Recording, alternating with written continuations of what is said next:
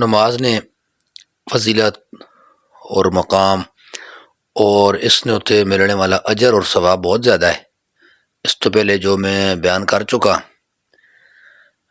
نماز نے نال گناہ بھی معاف ہونے، اللہ تعالیٰ درجات بلند کرنا ہے۔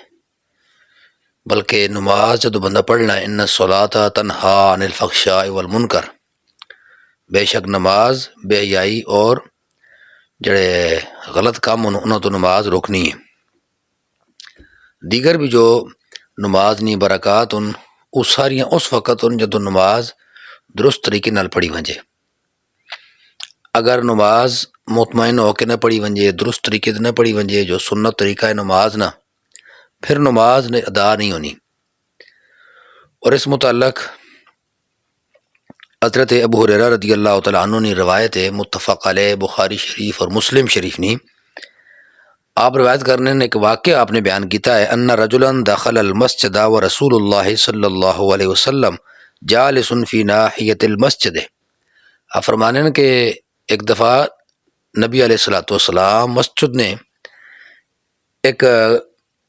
کونے تے آپ بیٹھے پہ آئے اور ایک بندہ آیا ہے مسجد نے اندر، اس نماز پڑھی، فصلی، اس نماز پڑھی، ثم جاء فسلم علیہ، نماز تو بعد نبی پاک نے بارگاہ حاضر ہویا، آپ سلام کیتا، نبی پاک صلی اللہ علیہ وسلم نے اس سلام نہ جواب دیتا، اور سلام نہ جواب دے کے نبی پاک فرمایا ارجع فصلی فانک لم تصلی، فرمایا کہ واپس ون اور نماز دوبارہ پڑھ، تو نماز ادا نہیں کی تھی۔ وہ پھر گیا، اس پھر فرجع فصلی، پھر واپس گیا، اس پھر نماز پڑھی، نماز تو بعد پھر آیا، پھر سلام کیتا، نبی علیہ السلام نے سلام نے جواب دیتا، اور نبی پاک صلی اللہ علیہ وسلم نے دوسری مرتبہ پھر اسے فرمایا کہ واپس ون اور ون کے دوبارہ نماز پڑھ، کیونکہ تو نماز نہیں پڑھی۔ وہ پھر گیا، اس تو بعد پھر اس تیسری دفعہ نماز ادا کی تھی، نماز ادا کرنے تو بعد پھر وہ آیا نبی پاک نے برگاہ نے اندر اور سلام کیتا، آپ صلی اللہ علیہ وسلم برگاہ جدو آیا تو آپ صلی اللہ علیہ وسلم نے فرمایا کہ تو نماز ادا نہیں کی تھی، دوبارہ پھر پڑھ۔ اس تو بعد اس عرض کی تھی یا رسول اللہ علمنی یا رسول اللہ، تیسری مرتبہ یا چوتھی مرتبہ روایت نے اندر آنا ہے کہ اس نے بارگاہ رسالت نے اندر عرض کی تھی یا رسول اللہ تسی ماں سکھاؤ کہ نماز نہ درست طریقہ کی ہے، تو پھر نبی علیہ السلام نے اس باقاعدہ نماز نہ درست طریقہ ارشاد فرمایا، فقال اذا قمت الى الصلاۃ فاسبغ الوضوء، نبی علیہ السلام نے فرمایا کہ جب تو نماز پڑھنے کا ارادہ کرے تو سب تو پہلے تو اپنا وضو درست کر،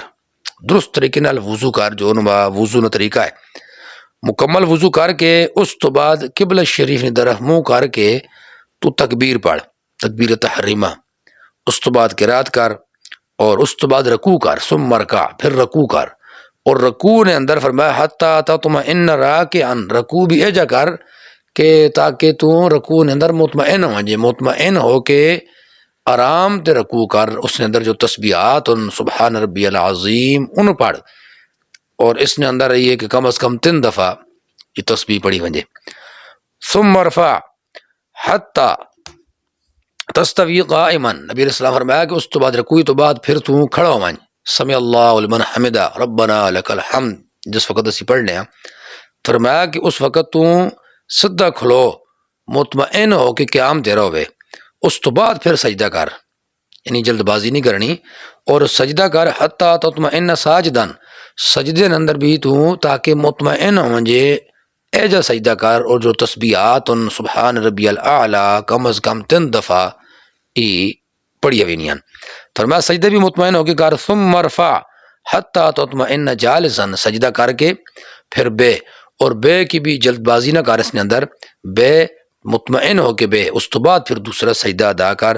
اور دوسرا سجدہ ادا کر کے جب تو مطمئن ہو کے ادا کرے پھر تو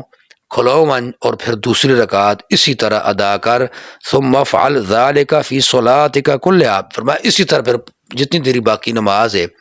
اسی طرح تو مطمئن ہو کے نماز نہ جو قیام ہے، جو رکوع، جو سجود،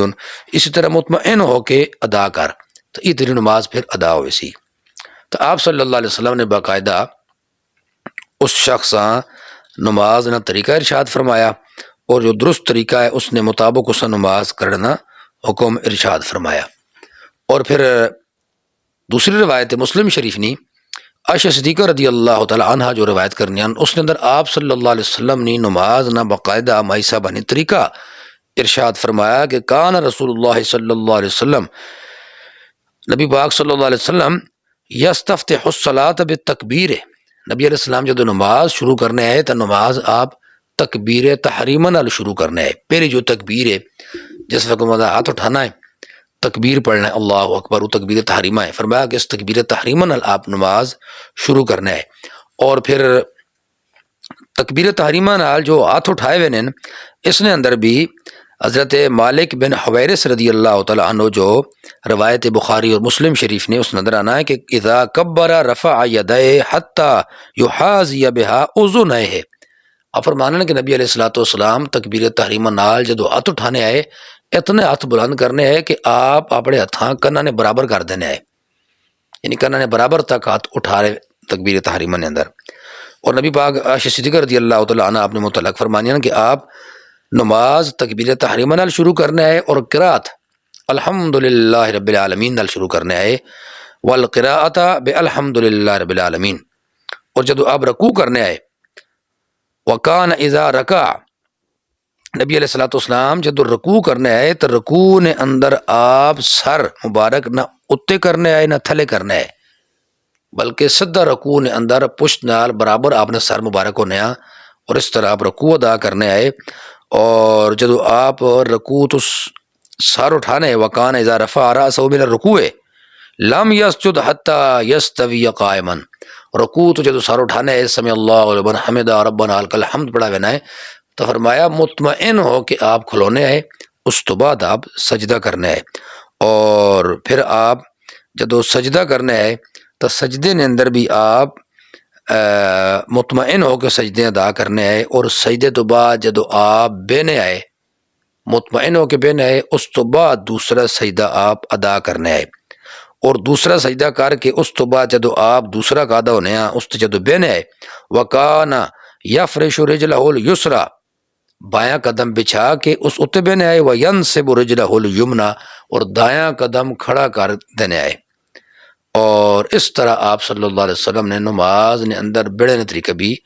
اس نے اندر مائی صاحبہ نے نبی علیہ الصلوۃ والسلام نہ بیان کر دیتا، تو نبی علیہ السلام نے باقاعدہ نماز نہ اس نے اندر طریقہ بھی بیان کر دیتا کہ درست طریقے نال نماز پڑھی ونجے، نماز نہ جو قیام ہے، جو نماز نے قرات ہے، جو نماز نے رکوع ہے، جو نماز نے سجدن اور جو قادہ ہے اور جو سلام ہے، فرمایا درست طریقے نال جو ادا کیتے ونجے تو یہ نماز قائم ہونی ہے اور نماز ادا ہونی ہے، اور اس نال نماز نے پھر برکات اللہ تعالیٰ نصیب کرنا ہے۔